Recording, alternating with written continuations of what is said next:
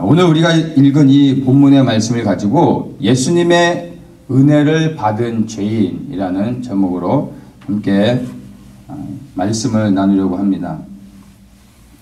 우리가 읽은 이 본문의 첫 시작을 어떻게 기록하냐 하면은 두 명의 사형수 그리고 예수님 해서 세 명이 십자가 처형을 받는 것으로 이제 이야기가 시작되어지고 있습니다. 당시에 이제 로마 시대에 여러 가지 많은 사형 제도가 있었는데 그 사형 제도 가운데 하나가 십자가 처형이었습니다. 그러니까 많은 사형 제도 가운데 또 다른 어떤 사형 제도 가운데 하나의 사형 제도 형식이 십자가였다라고 보기보다는 많은 사형 제도 가운데서 가장 큰 죄를 범한 사람을 십자가 처형으로 이렇게 처형했다라는 것으로 우리가 이해를 하면 좋을 것 같습니다. 그러니까 예를 들어 로마 정권을 향해서 쿠데타를 일으키거나 정권을 향해서 도전했던 사람들에게 강한 본보기를 보여주기 위해서 십자가 처형을 했고, 일반적으로 사회에서 짓는 죄 중에서 가장 크게 이제 뭐 살인죄 같은 거겠죠. 근데 살인죄를 저질렀다고 다 십자가 처형을 받는 게 아닙니다. 그 살인죄를 저지른 사람들 가운데서도 죄질이 더 나쁜, 용서할 수 없는 그런 사람들에게 십자가 처형을 내린 겁니다. 그래서 역사의 기록을 보면 로마가 통치했던 그 시대 가운데서 십자가 처형이 실제로 행해진 것은 제가 기억하는 것으로는 제 개인적인 기억으로는 200개가 안 됐었던 것 같아요.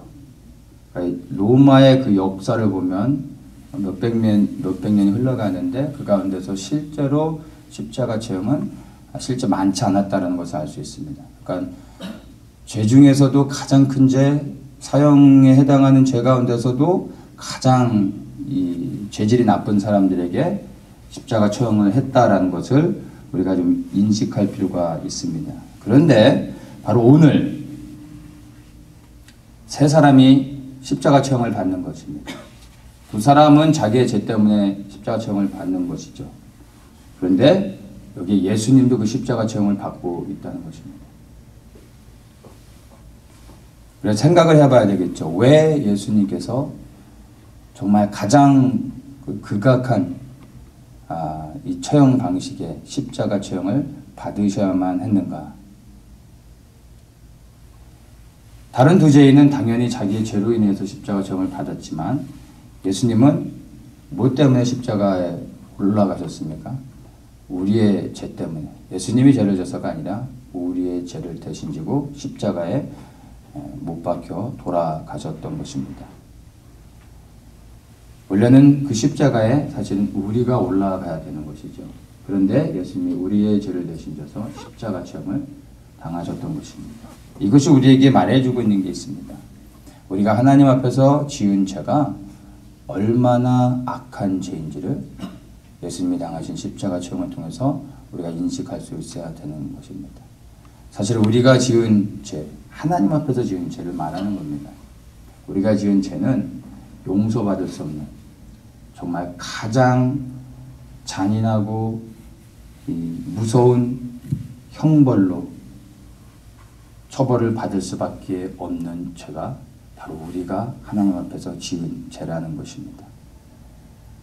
그래서 우리는 구원받은 것에 대한 감격도 가지고 있어야 되겠지만 우리가 얼마나 하나님 앞에 큰 죄인이요 그런 죄를 졌는지를 늘 기억해야 됩니다. 그래서 우리가 어떻게 구원을 받았고 어디로부터 우리를 구원하기에 예수님께서 어떻게 죽으셨는지를 우리는 기억해야 됩니다. 이것을 기억할 때 정말 우리 안에서 마음 중심 가운데서 하나님을 향하여서 감사의 고백을 드릴 수 있고, 또한 우리가 원래 받아야 될 그 형벌이 어떠함을 기억하고 우리를 대신해 예수님께서 그 형벌을 받으셨다는 것을 우리가 정말로 믿고 감사한다면 구원받은 우리가 감히 함부로 죄를 짓는 자리에 갈 수 없는 것입니다. 혹 죄를 졌다가도 정말 우리를 구원하신 주님의 그 은혜에 감격하고 감사하면서 죄를 짓는 그 순간 가운데 다시 그 자리에서 무릎 꿇고 회개하며 죄를 짓는 것을 두려워할 수밖에 없는 것입니다. 35절부터 보면은요, 십자가에 못 박히신 예수 그리스도를 향하여 반응하는 사람들의 모습이 이제 나옵니다. 35절은 이제 유대 백성들이 십자가에 못 박힌 예수님께 반응하는 내용입니다. 백성들은 서서 구경하며 관원들도 비웃어 가로되 저가 남을 구원하였으니 만일 하나님의 택하신 자 그리스도여든 자기도 구원할지어다. 남을 구원했으니까 너 스스로도 구원해봐라 라고 유대 백성들과 관원들이 말하고 있어요. 이 사람들이 누굽니까? 유대인들은 곧 하나님의 택한 자녀들이죠. 오늘날로 말하면 우리 그리스도인인 거예요. 이들이 뭐라고 얘기하고 있어요? 남을 구원했으니까 너 자신도 스스로 구원해봐라 라고 말하고 있는 것입니다. 예수님께서 남을 구원하셨습니까? 바로 이 유대 백성들, 하나님의 택한 자녀들을 구원하기 위해서 오셨는데 남을 구원했다고 말하고 있는 거예요. 자신은 구원받을 대상이 아니라는 거죠. 그렇게 착각하고 있는 것입니다. 그리고 남을 구원했으니까 너 스스로도 한번 구원해봐라 말하고 있는 것입니다. 많은 사람들이요, 우리를 십자가에서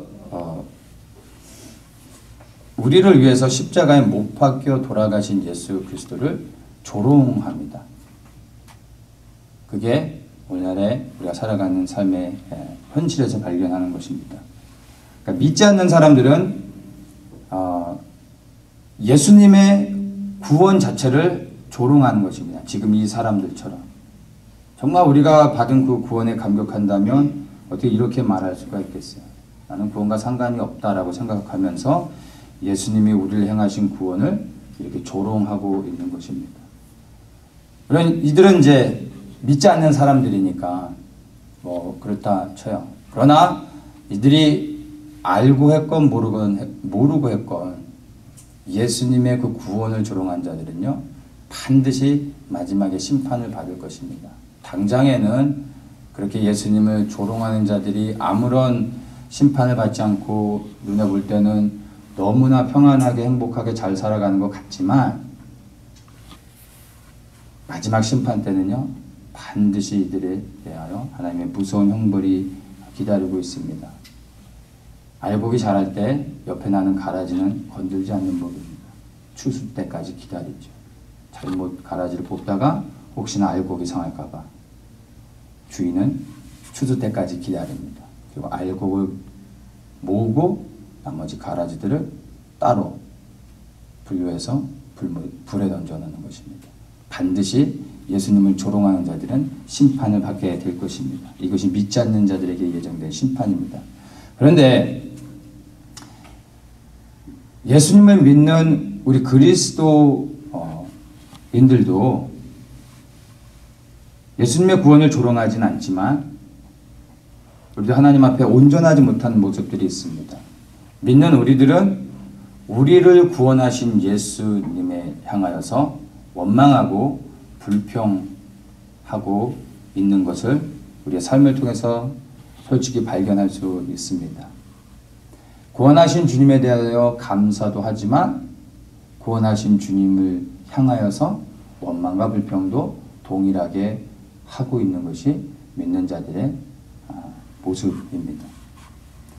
구원에 대한 감사 자체가 없지는 않습니다. 그러나 그 감사와 더불어 여전히 하나님을 향하여서 주님께 원망과 불평을 하고 있는 것입니다. 사실 하나님을 믿는 사람들이 즉 구원받은 사람들을 말하는 거죠. 그 구원받은 사람들이 하나님 앞에 원망과 불평을 하는 것은 믿지 않는 자들이 예수님을 향하여서 조롱하는 것보다 더 큰 죄라고 말할 수 있는 것입니다. 그들은 하나님을 모르니까 그렇다 치지만 우리는 예수 그리스도께서 우리를 구원하셨음을, 그리고 그 구원이 어떠한 의미인지, 우리를 구원하기 위해 예수님께서 어떠한 희생을 치르셨는지를 알고 있는 우리가, 그렇게 해서 구원받은 우리가 예수님을 향하여서 원망하고 불평하는 것은 믿지 않는 자들보다 더 큰 범죄를 저지르고 있다는 것을 우리는 인식해야 됩니다. 주님에 대한 원망은 사랑하는 사람들 사이에서 애교로서 봐줄 수 있는 게 아니라 정말 큰 죄악입니다. 바로 이 원망과 불평이 우리로 하여금 사망에 이르게 할 수도 있음을 우리는 알아야 됩니다. 많은 사람들이 이 원망과 불평을 쉽게 여깁니다. 원망과 불평을 하면서 나도 모르는 사이에 그 원망과 불평이 이제 세상에 대한 염려와 걱정, 근심으로 자라게 됩니다. 근데 이 세상에 대한 염려, 걱정, 근심, 이러한 것들이 어느새 나도 모르는 사이에 두려움이 됩니다. 그 두려움으로 나를 사로잡고 내가 그 두려움에 묶이게 됩니다. 이 두려움에 묶이는 순간 내 눈앞에 펼쳐진 현실들, 상황들, 이 모든 것들이 내가 믿고 신뢰하고 나를 구원하신 주님보다 더 크게 보이는 거지. 그래서 이제는 하나님보다 현실의 문제나 염려와 걱정들이 이제는 더 압도되어지고 그것에 무릎을 꿇게 되는 것입니다. 바로 이 두려움에 사로잡히게 될 때 하나님에 대한 신뢰가 무너집니다. 그 하나님에 대한 신뢰가 무너지는 것은 하나님을 불신하는 것이고요. 그 불신이 결국엔 하나님에 대한 불순종으로 열매를 맺게 되는 것입니다. 바로 하나님에 대한 불순종이 결국엔 우리를 하나님으로부터 떨어져 나가게 되고 분리되어져서 심판을 받게 만드는, 바로 우리가 사망을 당하게 되는 원인이 되는 것입니다. 시작이 무엇입니까? 조그만 원망과 불평입니다. 어느 누구도 주목하지 않고 대수롭지 않게 여겼던 조그만 일상의 원망과 불평들이 어느새 나도 모르는 사이에 나를 사로잡고 하나님을 불순종하게 만들고 대적하게 만드는 것입니다. 그래서 우리는 정말 하나님을 믿는 자들이라면 우리 삶 속에 끊임없이 순간순간 들어오는 염려, 걱정, 불안한 마음들, 이 모든 것들을 주님 앞에 드리며 내려놓고, 그리고 즉시로 원망과 불평 대신에 감사와 찬양을 올려드려야 됩니다. 그것이 우리를 자유케 하는 것이고 구원받은 우리가 구원을 지켜갈 수 있는 은혜가 되는 것입니다. 그러한 은혜가 우리 모든 성도님들에게 있기를 축복합니다. 이 37절에 보면 이제 로마 군병들이 등장합니다. 이 로마 군병들이요, 이제 예수님에게 이렇게 말합니다. 내가 만일 유대인의 왕이거든 내가 너를 구원하라. 얼핏 보면은 35절에서 유대 백성들이 했던 말과 동일한 의미인 것처럼 보여집니다. 자세히 보면 그 메시지가 달라요. 여기서는 이제 이들이 어떻게 얘기합니까? 내가 만일 유대인의 왕이거든. 예수님에게 말하고 유대인의 왕이라면, 너가 유대인의 왕이라면 너를 구원해라. 무엇을 건드리고 있습니까? 예수님의 정체성을 건드리고 있습니다. 그러니까 예수님이 빌라도에게 잡혀서 이제 신문을 받으실 때 빌라도가 여러 가지 질문하는데 예수님이 아무 것에도 대답하지 않습니다. 그런데 빌라도가 무엇을 물을 때는 예수님이 입을 열어 대답하십니다. 그 뭐냐면 예수님의 신성에 대한 것들 물을 때 예수님이 대답하십니다. 자기 자신을 변호하는 것에는 침묵하시는데 예수님의 정체성, 하나님의 아들이냐?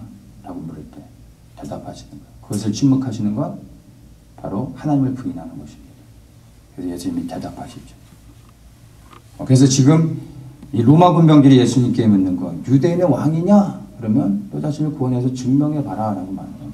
이것은 사실은 사단의 미혹이요, 또 유혹이라고 말할 수 있습니다. 예수님은 유대인의 왕이시죠. 열방의 왕이세요. 그러면 그것을 그 자리에서 증명해 보실 수 있어요. 십자가에 못 박힌 상태에서도 예수님이 명하시면 하늘 수많은 천군 천사들이 즉시로 내려와서 예수님을 십자가에서 내려오게 할 수 있고, 거기에 모인 모든 사람들을 불을 내려 다 죽일 수도 있습니다. 능히 그렇게 하실 수 있는데, 그렇게 해서 예수님이 하나님이심을 증명하실 수 있지만 예수님이 그것을 포기하십니다. 왜냐하면 아버지 하나님의 뜻에 온전히 순종해 그분의 뜻을 이루어 드리기 위해서, 그리고 우리를 구원하기 위해서 예수님께서 그분의 정체성을 드러내지 않으시고 침묵하시며 잠잠히 계십니다. 바로 예수님의 그 희생을 통해서 우리가 그렇게 구원을 받은 것입니다. 사단은 항상 우리의 본성을 건드립니다. 그래서 우리로 하여금 본능적으로 반응하게 만듭니다. 그게 뭐냐 하면 바로 교만입니다. 이 교만은 우리 안에 있는 죄된 본성입니다. 건드리는 순간 본능적으로 우리는 반응하게 되어 있습니다. 세상에 겸손한 사람은 아무도 없습니다. 겸손한 것처럼 보이는 사람은 있지만 이 땅에 육신을 입고 살아왔던 사람들 가운데 겸손하셨던 유일하신 분은 예수님밖에 없습니다. 세상에 어느 누구도 겸손하지 않습니다. 모두가 교만함의 모습을 갖고 있습니다. 이것이 우리 안에 그냥 태어날 때부터 본성적으로 빌드인된 죄된 본성인 것입니다. 나 자신을 드러내길 원하고 그리고 자랑하길 원하는 것. 이 교만은 각자에게 있어서 다른 약간의 사람마다 다르게 표현되어집니다. 그러나 그 마음의 중심에 나를 높이고자 하는, 자랑하고자 하는 이 제 본성의 중심은 똑같은 것입니다. 근데 이 죄된 본성 교만은 누구로부터 왔겠습니까? 사단에게서 온 것입니다. 이 사단이 하나님을 가장 가까이서 섬겼던 천사인데 하나님과 비기려고 하며 대적했다가 하나님부터 쫓겨났습니다. 그리고 그가 이제 아담과 하와를, 인류의 조상인 아담과 하와를 유혹할 때 동일한 방법으로 그가 하나님을 대적했던 이 교만함으로 유혹하죠. 이 선악과를 먹으면 너희도 하나님과 같이 된다. 우리 안에 있는 모든 교만함들을 자극하는 겁니다. 하나님과 같이 되어지길 원하는 마음이 우리 안에 있는 것입니다. 그리고 아담과 하와는 그 안에 내재진 그 교만함에 넘어지죠. 유혹에 넘어지고 맙니다. 그리고 이 교만함이 결국에 하나님 앞에 불순종하게 되고 결국에는 그 불순종이 우리를 지옥에 가게 하는 것입니다. 세상에서는 자기를 자랑하고 드러내는 것, 그리고 스스로를 알리고 이렇게 나타내는 것은요, 사실은 세상적으로는 지혜로운 거죠. 똑똑한 사람이고 그래야 성공합니다. 네, 그런데요, 영적인 세계에서는 정반대입니다. 나를 드러내는 것은 곧 하나님을 대적하는 것이요, 우상을 숭배하는 것입니다. 하나님의 영광을 가르치고 하나님과 동일하게 비기려고 하는 그러한 죄된 본성인 것을 우리는 기억해야 됩니다. 그래서 이 교만함은요, 우리가 가장 경계해야 될 우리 안에 내재되어져 있는 죄된 본성임을 기억해야 됩니다. 그리고 우리는 늘 이 교만함을 경계하면서 마음을 다스려야 됩니다. 누군가가 나를 자극하면 방법은 여러 가지가 될 수 있어요. 그러나 결국엔 내 자신을 드러내게 만들고 사람들이 하여금 나를 나타내고 자랑되게 하려고 하고, 또한 사람들이 그렇게 인정해 줄 때 우리는 겸손하게 주님 뒤에 숨을 수 있는 은혜가 있어야 됩니다. 그것을 깨달을 수 있어야 되는 것입니다. 예수님은 스스로를 그렇게 드러내시며 나타내실 수 있었지만 하나님의 뜻을 순종하기 위해서 이러한 유혹 가운데서 거부하고 하나님의 뜻에 순종하며 그분이 감당해야 될 십자가를 끝까지 지셨음을 기억해야 됩니다. 그리고 우리도 동일하게 예수님과 같이 우리의 마음을 다스리며 우리를 통해 오직 하나님의 뜻이 나타날 수 있도록 우리도 또한 그렇게 순종해야 되는 것입니다. 이제 39절부터 보면은 예수님과 같이 십자가에 매달린 두 명의 죄인이 나옵니다. 먼저 이제 첫 번째 죄인이 예수님께 이제 반응하는 것입니다. 39절에 보면 내가 그리스도가 아니냐 너와 우리를 구원하라 이렇게 말합니다. 우리를 구원하라. 여기서 우리란 예수님과 같이 좌우에 십자가에 못 박힌 두 명의 강도를 말하는 겁니다. 나와 저 한쪽 다른 편에 매달린 또 다른 죄인을 구원해라 라고 말하고 있는 것입니다. 여기서 이 사람의 말하는 태도를 보면요, 구원을 요구를 하고 있는데 그 태도가 어떠합니까? 그냥 이렇게 말씀을 읽어봐도 얼마나 무례하게 예수님께 구원은 원하고 있는데 무례하게 요구하고 있는 것을 알 수가 있습니다. 하다못해 우리가 어떤 별거 아닌 조그만 것들을 빌릴 때도 예의를 갖춰서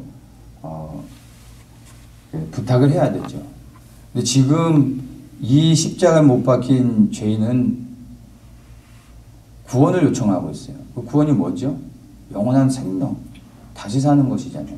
이것을 요청하고 있으면서 예수님에게 이렇게 무례하게 요구하고 있는 것입니다. 사실은 이 사람은 자신이 죄인인 것을 알지 못하고 있는 거예요. 자신의 죄를 깨닫지 못하고 있고 자신이 십자가에 매달려 이제 곧 죽고 난 이후에 자신이 받을 형벌이 어떠한지를 알지 못하고 있는 것입니다. 그렇기 때문에 이렇게 구원을 주시는 예수님 앞에서 무례하게 예수님께 요구하며 소리를 지르고 있는 것입니다. 근데 반면에 이제 이 한 죄인 옆에 또 다른 죄인이 예수님께 다르게 반응하면서 나아갑니다. 이 사람이 뭐라 얘기하냐면 42절에 보면 예수여 당신의 나라에 임하실 때 나를 생각하소서 이렇게 고백합니다. 첫 번째 죄인이 예수님께 말했던 것과 완전히 그 뉘앙스가 달라지죠. 첫 번째 사람은 내가 그리스도가 아니냐 너와 우리를 구원하라 이렇게 말하는데 또 다른 죄인은요 예수여 당신의 나라에 임하실 때 나를 생각하소서 나를 기억하소서 이렇게 말하고 있는 거예요. 이 사람이 지금 무엇을 요청합니까? 나를 생각하소서 나를 기억해 주십시오. 뭘 말하는 겁니까? 구원을 요구하고 있는 거예요. 그런데 감히 구원해 달라는 말을 못하고 있어요. 구원을 원치 않아서가 아니라 진정으로 죄를 깨달은 자의 고백인 것입니다. 말씀드린 것처럼 십자가에 매달린다는 것은 정말 그 사회에서 누가 봐도 100이면 100 다 이 사람은 십자가 처형을 받아야 됩니다 라고 말할 수밖에 없는 그러한 죄를 저질렀어요. 그 사람이 자기의 죄를 아는 거죠. 그러니까 감히 예수님께 저를 구원해 주십시오 라고 말하지 못하는 거예요. 저를 생각해 주십시오. 기억해 주십시오. 이게 정말 자기의 죄를 깨달은 자의 고백입니다. 베드로가 밤새도록 이제 고기를 잡다가 허탕을 쳤어요. 예수님께서 그 배에 오르셔서 깊은 데 가서 이제 그물을 던지라 라고 말씀하십니다. 베드로가 쭉 설명을 해주죠. 그러나 그의 마지막 말은 뭡니까? 내가 말씀을 의지하여 그물을 던지겠습니다. 라고 이제 그물을 던졌습니다. 그랬더니 엄청나게 많은 고기를 잡았어요. 그 고기를 잡고 난 후에 베드로의 첫 고백이 뭡니까? 아 대박이다 라고 말합니까? 아니요. 그 즉시로 그가 예수님 앞에 무릎을 꿇습니다. 그리고 감사합니다 라고 말했나요? 아니요. 주님 나는 죄인입니다. 나를 떠나소서. 예수님을 제대로 만나면요 예수님 앞에 다른 말을 할 수가 없습니다. 예수님이 하나님인 것을 깨닫는 순간 그분의 임재 앞에서 두려워 무릎을 꿇을 수밖에 없는 것입니다. 베드로는 정말 하나님을 만난 거예요. 그 하나님 앞에서, 그 하나님의 임재 앞에서, 그 영광 앞에서 자신이 얼마나 연약한 존재인지 숨이 막히는 거죠. 두려운 거죠. 그게 정말 경외함입니다. 그래서 정말 무릎을 꿇으며 주님 나를 떠나십시오. 나는 죄인입니다. 라고 고백하는 거예요. 이렇게 고백하는 자들이 정말 예수님을 제대로 만났고 구원을 받는 자들인 것입니다. 근데 이 두 번째 강도, 이 죄인이요, 예수님이 하나님이신 걸 알았던 거예요. 그 예수님께 감히 살려달라고 말을 못하고 기억해 주십시오. 생각해 주십시오. 라고 고백했던 것입니다. 근데 이 고백 안에는 예수님이 향하여 자신의 죄를 회개하고 용서를 구하는 그 마음의 간절함이 이미 들어가 있는 것을 우리가 이해할 수 있어야 됩니다. 그렇게 예수님께 구원의 은혜를 구하며 나아갈 때 예수님께서요 43절에 이렇게 말씀하십니다. 내가 진실로 내게 이르노니 오늘 내가 나와 함께 낙원에 있으리라. 구원을 허락해 주십니다. 어떤 자에게 구원을 허락하십니까? 진정으로 자신이 죄임을 깨닫고 주님 앞에 바짝 낮아져 회개하고 용서를 구하는 자에게, 감히 구원해달라고 말하지도 못하고 있는 자에게 주님께서 구원을 허락해 주고 계시는 것입니다. 여기서 이제 예수님께서 오늘 나와 함께 낙원에 있을 것이다 라고 말씀하셨어요. 그러니까 낙원과 천국, 우리가 어떨 땐 좀 혼란스럽기도 한데 큰 그림 안에서 낙원과 천국은 같은 의미입니다. 그런데 장소적인 개념으로 얘기하면 낙원과 천국은 다른 곳입니다. 낙원은 땅 아래에 있었다면 천국은 하늘에 있는 것이죠. 예수님께서 죽으시고 부활하시기 전까지 하늘나라에 대한 개념은 없었습니다. 천국에 대한 개념은 없었습니다. 예수님이 사역을 시작하시면서 첫 선포가 뭐죠? 침례 요한을 통해서 먼저 선포하게 하신 게 하나님 나라가 가까이 왔다라는 것입니다. 하나님 나라가 왔다라고 하지 않고 있어요. 가까이 왔다라고 얘기하는 거예요. 예수님이 사역을 시작하시면서 선포했던 게 하나님 나라의 복음이죠. 그 전에 하나님 나라의 복음은 없었습니다. 그러니까 유대인들이 하늘에 계신 하나님을 믿었지만 하늘에 우리가 죽어서 천국에 간다는, 하늘로 올라간다라는 것은 상상할 수가 없었던 것입니다. 예수님이 부활하신 이후로, 그리고 이제 그 부활의 능력을 통해서 낙원이 이제 천국으로 옮겨지는 거죠. 하늘의 그 어딘가에 실제 하는 천국으로 옮겨지게 되는 것입니다. 그러나 이제 우리가 이해해야 되는 게 지금 이제 예수님이 부활하신 이후로부터 예수님을 믿고 죽은 모든 사람들이 천국으로 갑니다. 그 전에는 낙원에 있었죠. 그러나 예수님이 부활하신 이후로 믿는 모든 자들이 이제 즉시로 천국에 가게 됩니다. 그러나 그 천국도 영원하진 않고 예수님께서 이 땅에 다시 오셔서 천년왕국 동안 이제 천년왕국을 이루면서 통치하시죠. 그리고 마지막에 사단이 잠깐 노임을 받았을 때 이제 하나님께 속하지 않은 모든 자들을 미혹하여 하나님을 대적하게 만들죠. 그때 예수님께서 다시 한번 마지막 심판을 통해서 사단과 사단에게 속한 모든 자들을 불못에 던져넣습니다. 그 불못에 던져넣을 때 음부의 권세도 그때 불못에 들어가게 합니다. 그 음부의 권세가 곧 지금 우리가 이해하고 있는 지옥입니다. 우리가 지옥을 이제 흔히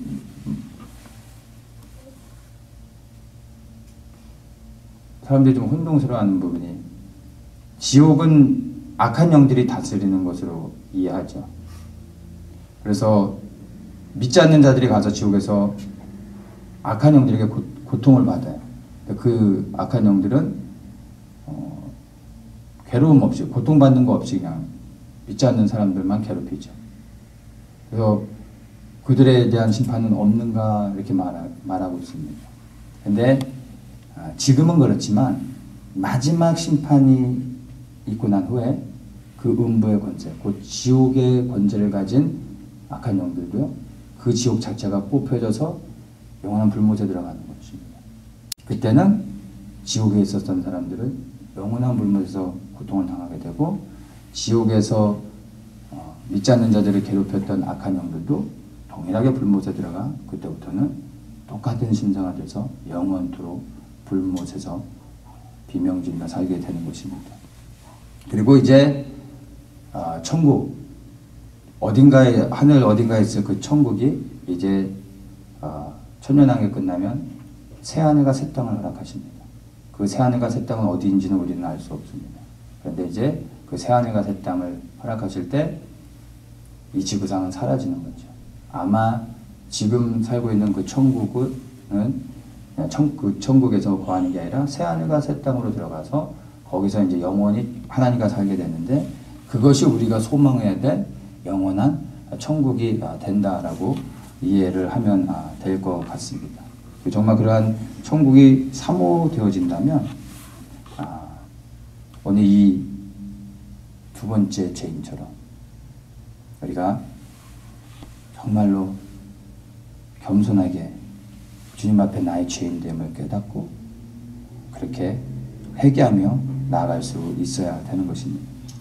이 두 죄인에 대해서 우리가 좀 살펴볼 것이 있는데요. 우리는 이 두 죄인을 볼 때 뭐가 가장 먼저 생각이 납니까? 무슨 죄를 졌을까? 얼마나 큰 죄를 졌길래 이 십자가에 못 박혔을까? 이런 것들을 생각하게 되죠. 그 죄에 대해, 그들이 지은 죄에 대해서 주목합니다. 근데 예수님의 관점은요, 다릅니다. 우리의 바라보는 것과 다릅니다. 주님께서 누구에게 구원을 허락하셨습니까? 두 사람을 살펴보면서 누가 죄를 더 크게 졌는지, 더 나쁜 놈인지를 보시고 죄가 덜 지은 사람한테 구원을 허락하셨습니까? 아니죠. 자신의 죄를 깨닫고 주님 앞에 회개하는 자에게 주님께서 구원을 허락해 주셨습니다. 첫 번째 이 죄인에게도요, 기회가 있었어요. 이 사람 또한 동일하게 예수님께 구원을 요구했었습니다. 이 사람은 거부가 됐던 거죠. 뭐가 다릅니까? 똑같은 죄인이었어요. 그런데 두 사람의 차이점은요, 그들이 지은 죄에 있지 않습니다. 그들이 회개했는가 하는 단 하나의 차이점이었던 것입니다. 두 사람 모두가 다 구원받기를 원했지만 첫 번째 죄인은 회개하지 않았습니다. 두 번째 죄인은 주님 앞에 겸손히 낮아지며 죄의 용서를 위해서 회개하며 나갔던 것입니다. 영접하는 자, 곧 그 이름을 믿는 자들에게는 하나님의 자녀가 되는 권세를 주셨다라고 성경에서 말하고 있습니다. 이게 우리가 받는 구원의 방법이죠. 영접이라는 게 뭡니까? 영접을 하면 구원을 받는 것입니다. 예수가 나의 구원자요, 나의 주인이십니다 라고 고백하는 것입니다. 그래서 예수님을 내 삶의 주인으로 초청하는 것입니다. 이게 영접이에요. 근데 이 영접을 통해 하나님의 자녀가 됩니다. 곧 구원을 받는 것입니다. 근데 어떻게 보면 구원이 너무나 쉬워요. 근데 실제로 그렇습니다. 그런데 이렇게 믿음의 고백을 통해서 구원을 받았음에도 불구하고 성경에서는 또 버림받는 사람들이 있다라고 말해주고 있습니다. 나더러 주여 주여 하는 자마다 다 천국에 들어갈 것이 아니오 다만 하늘에 계신 아버지의 뜻대로 행하는 자라야 들어가리라. 이렇게 말씀하십니다. 예수님이 하신 말씀이에요. 뭐가 다릅니까? 주여 주여라고 말하고 있는 자들, 어떤 사람들이죠? 예수님을 영접한 자들이에요. 예수님을 주인으로 영접했기 때문에 예수님을 향하여 주여라고 말할 수 있는 겁니다. 예수님을 영접한 자들이요, 천국에 들어가지 못하고 있는 것으로 봅니다. 예수님을 영접한 자들인데 이 말씀을 통해서 보면 영접한 모든 사람들이 천국에 들어가는 것이 아니라 아버지의 뜻대로 행해야 된다고 말씀하고 있어요. 아버지의 뜻대로. 누가 아버지의 뜻대로 행할까요? 내가 죄인임을 깨닫고 죄를 회개하고 삶을 돌이켜 아버지의 뜻에 순종하는 사람들. 그렇죠? 바로 그러한 사람들이 아버지의 뜻을 행할 수 있게 되는 것입니다. 그래서 영접은 너무 쉽죠. 그래서 우리가 구원을 쉽게 봅니다. 그런데 아셔야 돼요. 회개는 쉽지 않습니다. 그래서 구원이 쉽지가 않은 거예요. 너무나 많은 사람들이 예수님을 영접합니다. 그리고 내가 영접했기 때문에 나는 구원받았다라고 믿습니다. 구원은 믿습니다라는 확신으로 가는 게 아닙니다. 사람들은 내가 영접했기 때문에 구원받았다라고 생각하고 있지만 주님께서는 아버지의 뜻대로 행하지 않았기 때문에 천국에 들어갈 수 없다라고 말씀하고 계시는 겁니다. 우리는 이것을 관가합니다. 영접했기 때문에 나는 간다라는 것을 붙잡고 예수님이 하신 또 다른 말씀을 생각하지 않는 거예요. 내가 주님을 영접했기 때문에 그래서 아버지의 뜻을 순종하며 내 자신을 절제하고 아버지 뜻에 따라 순종하면서 매일의 삶 속에서 그렇게 주님의 영광을 위해 살아가고 있는가를 보지 않고 나는 영접했어 라는 것으로 덮어버리고 싶은 거죠.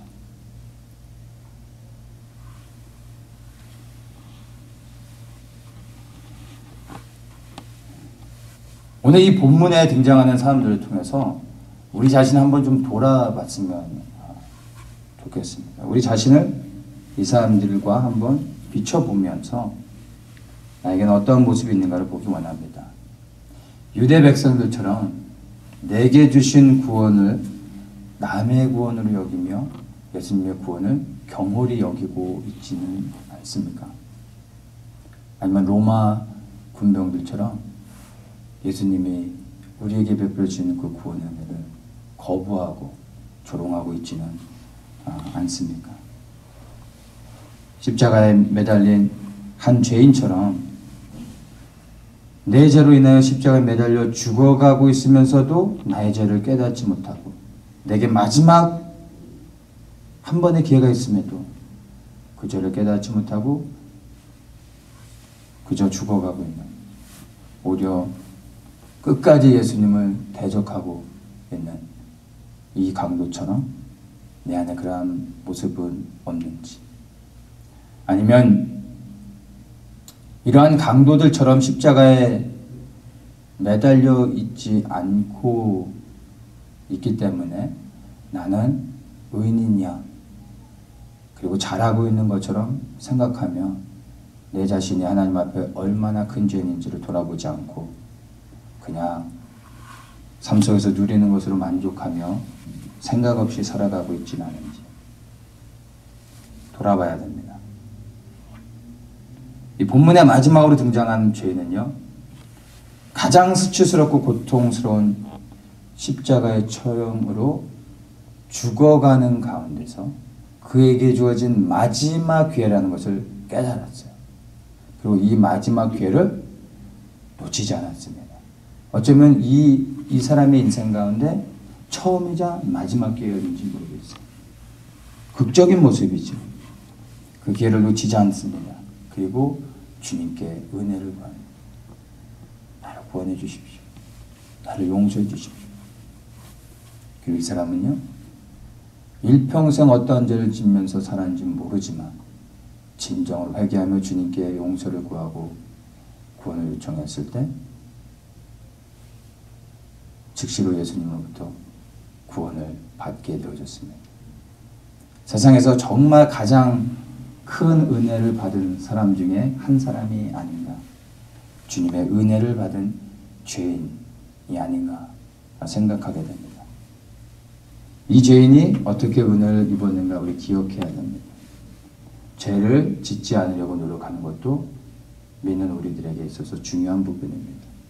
그러나 그것보다 더 중요한 거예요. 우리가 죄를 졌을 때 그 죄를 주님 앞에 회개하며 용서를 구하며 나가야 된다는 것입니다. 우리가 아무리 예수님을 믿으며 노력한다 할지라도요, 우리는 또다시 죄를 지을 수밖에 없습니다. 그 죄를 짓는 내 모습을 보면서 낙심하고 포기하는 것이 아니라 내가 언제든지 주님 앞에 죄를 회개하며 그렇게 용서를 구하며 나아갈 때 이 두 번째 죄인처럼 십자가에 매달려 모든 희망을 잃고 죽어가는 상황 마지막 호흡의 순간에서 예수님으로부터 극적인 구원을 받을 수 있는 것입니다. 내가 짓는 죄를 묵상하면서 그 죄 안에 무너져 내리지 마시고 나를 구원하시는 주 예수 그리스도의 크신 은혜를 기억하며 우리는 매일의 삶 속에서 겸손히 우리를 구원하시는 주님 앞에 그렇게 은혜를 구하며 나아가야 되는 것입니다. 그러다 보면 어느 순간 주님이 우리에게 죄를 이길 수 있는 능력과 권세도 주시며 죄와 싸워 승리하며 우리의 삶을 통하여 그리스도를 높일 수 있도록 우리에게 은혜를 부어주실 것입니다. 이것이 정말 이 시대 가운데